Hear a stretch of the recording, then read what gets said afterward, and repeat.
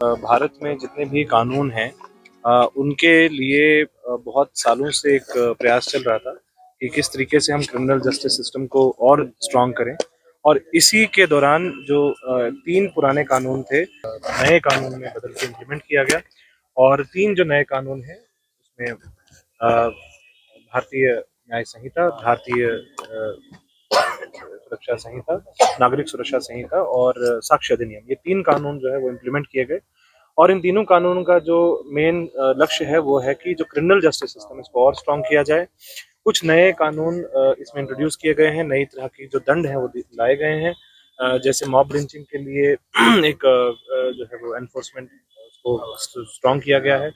इसी तरीके से जो डिजिटल एविडेंसेस हैं उनको एक साक्ष्य अधिनियम में उनको एक जो है वो जस्टिफाई किया गया है और उसको एक बहुत बड़ा बेसिस बनाया गया है टेक्नोलॉजी को कि कैसे हम इंडियन क्रिमिनल जस्टिस सिस्टम को और स्ट्रॉन्ग करें।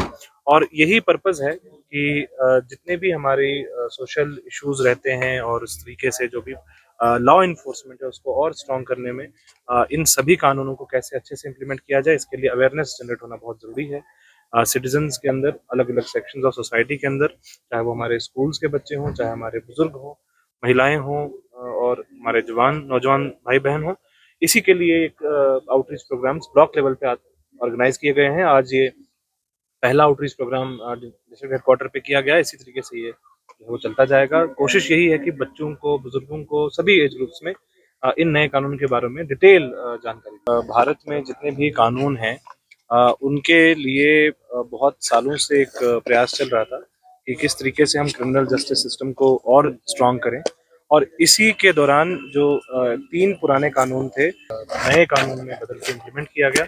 और 3 जो नए कानून हैं उसमें भारतीय न्याय संहिता, भारतीय सुरक्षा संहिता, नागरिक सुरक्षा संहिता और साक्ष्य अधिनियम, ये 3 कानून जो है वो इम्प्लीमेंट किए गए। और इन तीनों कानूनों का जो मेन लक्ष्य है वो है कि जो क्रिमिनल जस्टिस सिस्टम है इसको और स्ट्रॉन्ग किया जाए।